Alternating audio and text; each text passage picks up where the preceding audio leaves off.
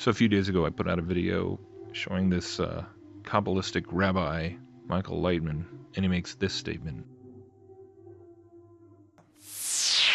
If you don't have the vessels, you don't recognize anything on the outside.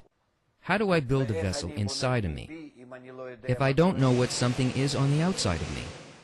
I need somebody to tell me about it. There's no other way. That's why the Kabbalistic sages write books for you, for us. And according to these books, you start imagining what's out there. And from this imagination, slowly you build patterns and some kinds of shapes in your mind.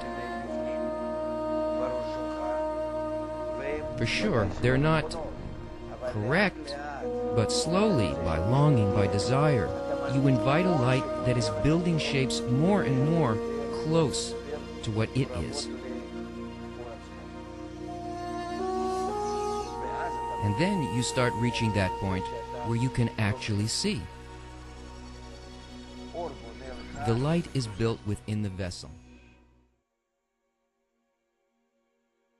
And I just wanted to go back and expound upon that little section a bit more, because right there, he actually is articulating what I think I've been trying to encapsulate in so much of what I've been coming to understand about the whole role of not just Copernican cosmology, but this whole idea of transcending limitation and going into space, and all the mystic philosophy behind cosmism in Russia, and all of these pieces that when you put them together, you see how it really is doing the very thing that he describes right there. And if you understand what the occult agenda is, you understand the whole thing with Blavatsky and the externalization of the hierarchy, where it's this gradual process of inculcating the entire world with the Luciferian belief system. You know, more and more people are coming to understand this in some capacity or another.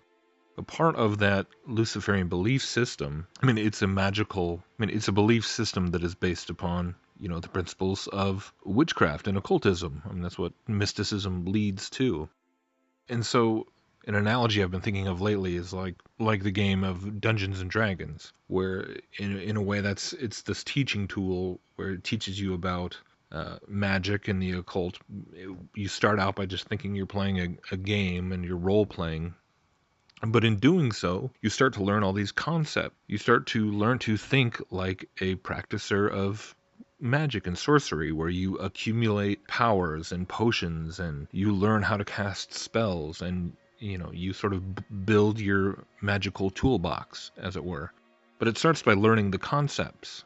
And it's the same principle that we can apply towards so many things that are out there in the world, just parading as materialistic science, when in fact these are very ancient occult beliefs that have now been passed through the filter of the scientific revolution. So they're not recognized as being occult concepts and occult beliefs, and embraced by the mainstream and even the Christian church. So it's a matter of building blocks.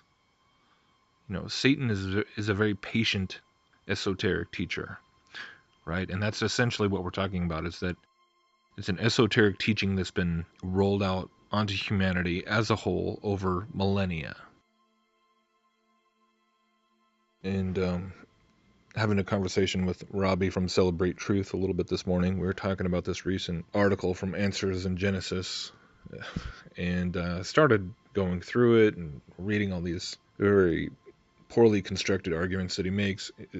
Is this article written on Does the Bible Teach the Earth is Flat by Danny Faulkner, who of course has degrees in physics and astronomy, so he's a real unbiased character, of course. And I started doing a response and got about halfway through the article, but at some point I think I just felt like it was almost a pointless endeavor.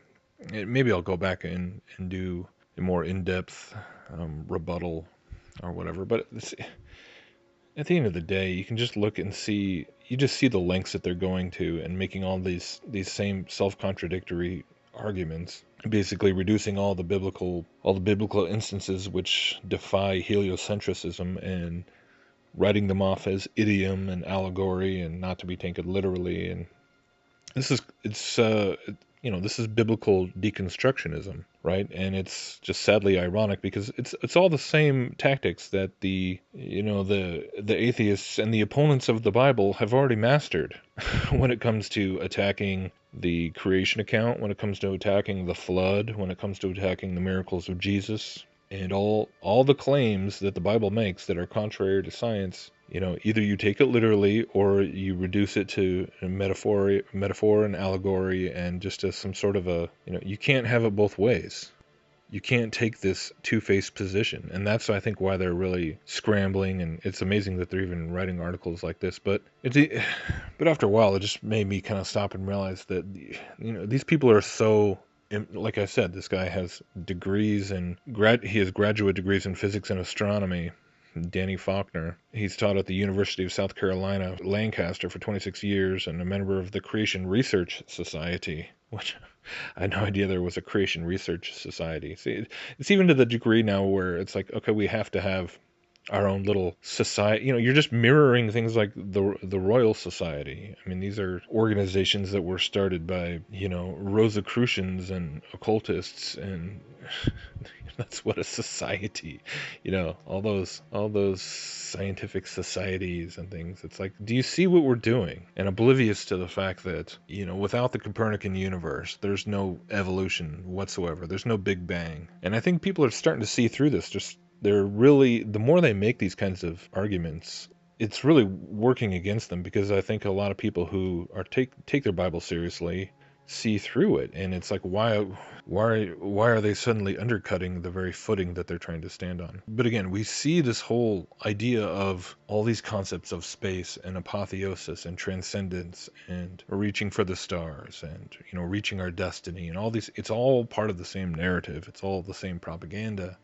And even when you look at pop culture and Hollywood and the movies and all the things associated with imaginings of space travel, you can see all these connections once again. And like I was saying, with this explanation given by the Kabbalist Michael Leitner, he's saying that the concepts have to be put in the mind. You need somebody to tell you. And what it all comes back to is we're talking about, these are spiritual concepts. These are spiritual teachings that are coming through the vessels of science, just like evolution. And if you understand what evolution is, and that it is ultimately a spiritual teaching, which on a surface level is just about, biology and the physical materialistic world, but at its core, it's a spiritual message. Evolution is a spiritual belief. And it's crazy hearing Ken Ham continually. I was just watching this interview where he's talking to this astronaut, the supposedly Christian astronaut Barry E. Wilmore. And I'm not going to play the video because apparently Ken Ham is not wanting people to use their copyrighted material. And I will leave a link below, and you can go look at it yourself, where he's talking to astronaut Barry Wilmore. And a lot of interesting things in that interview, and coming out and like right off the bat, talking about how the Earth is round and not flat, and this is proof. And you just watch something like this, and it's such an example of how asleep the church is. And you see Ken Ham just talking about how the atheists hate what we're doing, and the atheists, and it's just indicative of the mentality of so much of the church, where they think what we're really battling against is atheism. And it's not atheism. Atheism is only sort of the veneer. It's only the outer layer. And the whole thing really illustrates why, in order to be faithful to the scripture to this degree, in the face of all this quote unquote, evidence and testimony, you've got to be willing to go down the conspiracy rabbit hole, right? Because we got guys like Jeff Williams, and we got astronaut Barry Wilmore. And yeah, sure enough, go find some footage of him up on the ISS, and it's just more wire work, acrobatics. It's playing to the camera. It's the same stuff. It's the same acting. But here's like the sticking point, because if Christians can't get past that point of, yes, there's really an agenda going on where they are faking entire terrorist events. We just had another one going on in Sweden. All this business with Syria and Trump, and it's all the same agenda, just marching on forward, all according to the script. Okay, it's all being orchestrated. The world that they think they live in does not exist. And this is just what troubles me so much when we see the world marching headlong towards, the one world Luciferian system, the one world order, an occult order, the Mystery Babylon religion. And yet we're trying to defend the Bible using astrophysics and Freemasonic NASA. That's how asleep the church is. That's how oblivious we are. That the world is owned by Satan, and they are believing his lie.